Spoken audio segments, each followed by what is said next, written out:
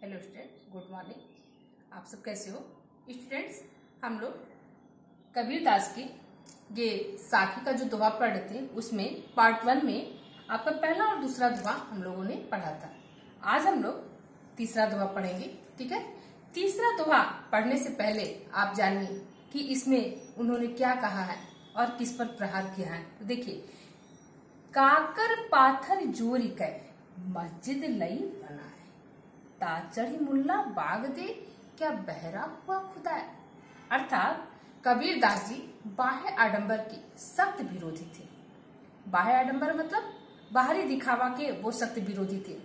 इसलिए वो हिंदू और मुस्लिम दोनों के एक एक दोहे पर यहाँ पे आपके जो पाठ में है, इन तीसरा और चौथा, तीसरे दोहा मुस्लिम पर उन्होंने कटाक्ष किया है और चौथा दोहा वो उन्होंने हिंदू पर कटाक्ष किया है। क्या कहते हैं तीसरे दोहे में? देखिए, कहते हैं काकर पाथर जोर के मस्जिद लई बनाए। काकर मतलब कंकड़, पाथर मतलब पत्थर, जोर के मतलब जोड़ करके, कंकड़ और पत्थर जोड़ करके तुमने मस्जिद तो बना लिया है। किसको कह रहे हैं? मनुष्य को कह रहे हैं कि हे मनुष्य, तुम लोगों ने कंकड़ और पत्थर को जोड़ करके मस्जिद तो बना लिया है और क्या कर रहे हैं? उस पर ताचढ़ी मुल्ला बाग दे, और उसके ऊपर चढ़ करके, अर्थात क्या है, जोर जोर से चिल्ला करके तुम लोग अजान करते हो। क्या बहरा हुआ खुदा है? क्या तुम्हारा खुदा जो है वो बहरा हो गया है, जो सुन नहीं पा रहा है, जिसकी वजह से तुम्हें इतना तेज तेज चिल्ला के उनको आवाज देना पड़ा है। अर्थात वो बाहरी दिखावा के सख्त विरोधी थे। उनका कहना है कि अपने अंतःकरण से यदि हम ईश्वर को, अल्लाह को, यीशु को, आप जिस धर्म के हैं उस रूप में यदि याद करेंगे तो वो हमारी अंतःकरण की बात को सुन लेता है। जब हम कोई जप करते हैं, चाहे किसी भी धर्म का हो, तो उसको क्या करते हैं? उसमें हम चिल्ला चिल्ला के नहीं करते हैं, बल्कि उसको हम अपने मन में, कि हमारे पास में कोई बैठा है वो भी ना सुन सके, अपने मन में जाप करते हैं।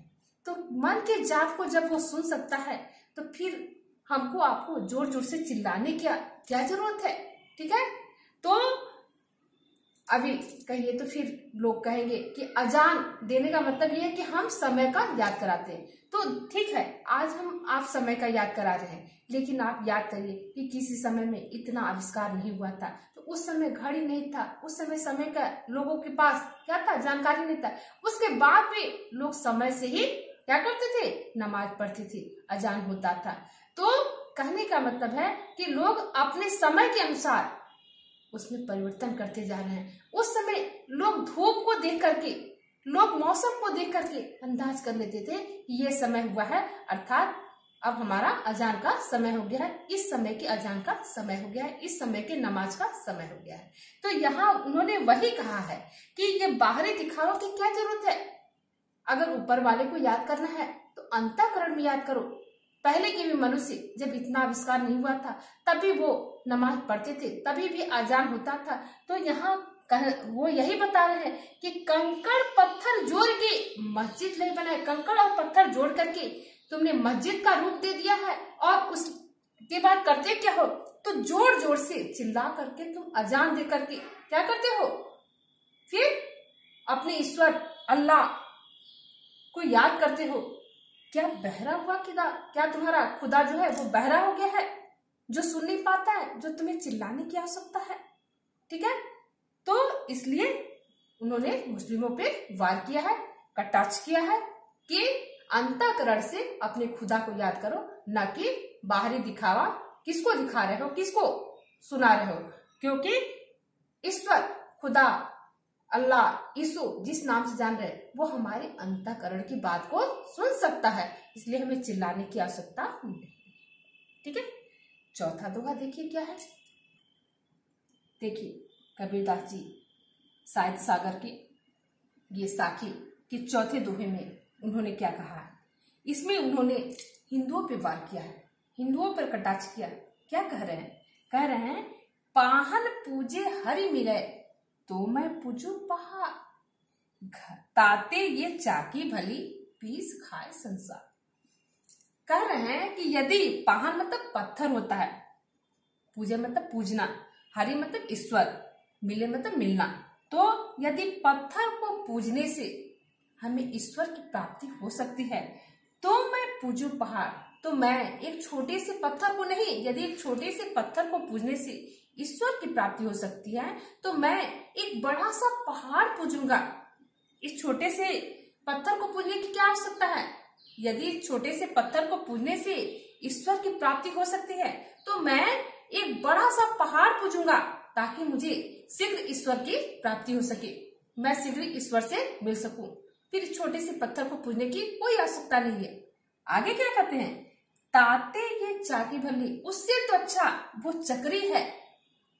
पीस खाए संस्कार, जिसका पीसा हुआ अनाज जो है वो संसार के लोग खाते हैं, मनुष्य खाते हैं। तो वो जो घर की चक्की होती है, चक्री होती है, अब तो बहुत कम घर में आपको देखने को मिलेगा, लेकिन अभी भी आपको कहीं न कहीं देखने को मिल जाएगा।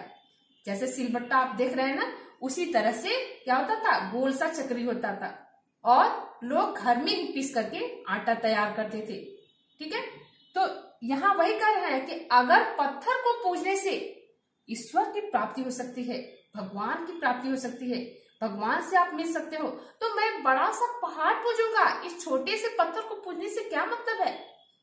अगर पूजना है तो फिर तुम ताते ये चाकी भली, उस चक्री को पूजो जिसका पिसा हुआ संसार का प्रत्येक व्यक्ति अनाज खाता है। अगर पत्थर की पूजा करना है तो उस पत्थर की पूजा करो जिसके द्वारा हमको क्या है, अनाज मिल रहा है खाने के लिए, हमारा पेट भर रहा है, हमारे समाज के लोगों का पेट भर रहा है। तो फिर ये पत्थर पूजने का क्या मतलब है? अर्थात हमने पहले आपको बताया कि वो बाह्य आडंबर के सख्त विरोधी थे। उनका कहना है, उनका मानना है कि अगर पूजा करना है तो उसकी पूजा करो जहां से हमको आपको कुछ मिल रहा है। हम आप क्या करते हैं, धाम करने जाते हैं, हज करने जाते हैं अपने अपने धर्म के हिसाब से। तो हमारा सारा धाम हज कहाँ है? तो हमारे घर में ही है। अपने माँ बाप की पूजा करें, हम अपने माँ बाप की सेवा करें तो हमारा सारा हज, हमारा सारा धाम पूरा है। लेकिन आज के समय में क्या हो रहा है, माँ बाप को हम कहाँ रख रहे हैं? तो वृद्धा आश्रम में रख रहे हैं। क्यों? क्योंकि हमारे पास समय नहीं है, हम उनको समय दे सके। सब लोग आज के समय में 2 पैसा कमाना चाहते हैं, अपनी खुली जिंदगी जीना चाहते हैं। इसके लिए माँ बाप को क्या कर रहे हैं, वृद्धा आश्रम में पहुंचा दे रहे हैं। तो यहाँ वो वृद्धा आश्रम में पहुंचा करके और उसके बाद हम यदि धाम करते हैं और समझते हैं कि हमें स्वर्ग की प्राप्ति होगी, तो हमारा स्वर्ग वहां नहीं है। हमारा स्वर्ग हमारे माता पिता की सेवा में है, वहां से हमको कुछ प्राप्ति होगा। ठीक है, आपको समझ में आया? तो फिर से देखिए, हम लोग इसको देखेंगे। क्या करें? पाहन पूजे हरि मिले, अगर पत्थर पूजने से ईश्वर की प्राप्ति हो सकती है तो मैं पूजू पहाड़। कौन कहता है? कबीर कहते हैं। ताते ये चाकी भली, उससे अच्छा तो वो चक्री है जिसका पीसा हुआ पूरा संसार खाता है। तो इसलिए उस घर की चक्की की पूजा पर उनका बल है। उसी तरह से उनका बल है कि अपने घर के बड़े बुजुर्गों की सेवा करिए, ना कि बस बाहरी दिखावा के लिए हम हज कर रहे हैं, हम धाम कर रहे हैं, तो उससे कुछ नहीं है। अगर पूजना है तो अपने घर के बड़े बुजुर्गों की सेवा करिए, उनकी पूजा करिए। देखिए हमारा 5वां दोहा क्या, देखिए 5वें दोहे के द्वारा कबीरदास जी क्या कहना चाहते हैं। कह रहे हैं, सब धरती कागज करो, लेखन सब बन रहा है। 7 समन की मसी करो, गुरु गुण लिखा न जाए। यहाँ पे उन्होंने ईश्वर के गुणगान का कहा है कि ईश्वर का गुणगान अनंत है, असीमित है, उसको हम आप नहीं लिख सकते हैं। इसके लिए देखिए कितना अच्छा उदाहरण दिए हैं। कह रहे हैं कि यदि सब धरती कागज करो, यदि सारे धरती को, हमारे संसार में जितनी धरती आपको दिखाई दे रही है, सारे धरती को हम क्या करें, कागज बना ले, कागज मान ले। लेखन सब बन रहा है और सारी वन की लकड़ियां जो हैं उसको सारे वन के जो पेड़ हैं उन पेड़ की लकड़ियों का हम क्या करें, कलम बना लें। 7 समुद्र की मसी करो, और 7 समुद्र, एक समुद्र का पानी कितना होता है आपको पता है। तो कह रहे कि यदि वैसे हम 7 समुद्र के पानी को हम स्याही मान ले, मसी करो गुरु गुण लिखा न जाए, तो भी यदि हम ईश्वर का गुणगान लिखने बैठ जाए तो हम उनका गुणगान लिखते लिखते थक जाएंगे। ये सब कुछ खत्म हो जाएगा। वो कागज, धरती से जो बना हुआ कागज आपको दिखाई दे रहा है, अर्थात जो धरती को हम कागज माने हैं, तो वो धरती भी जो है वो कम पड़ जाएगी। वो कलम जो है वो कम पड़ जाएगा। वो 7 समुद्र का जो स्याही माने हैं, 7 समुद्र को जो हमने स्याही का रूप दिया है, वो सब कुछ कम पड़ जाएगा।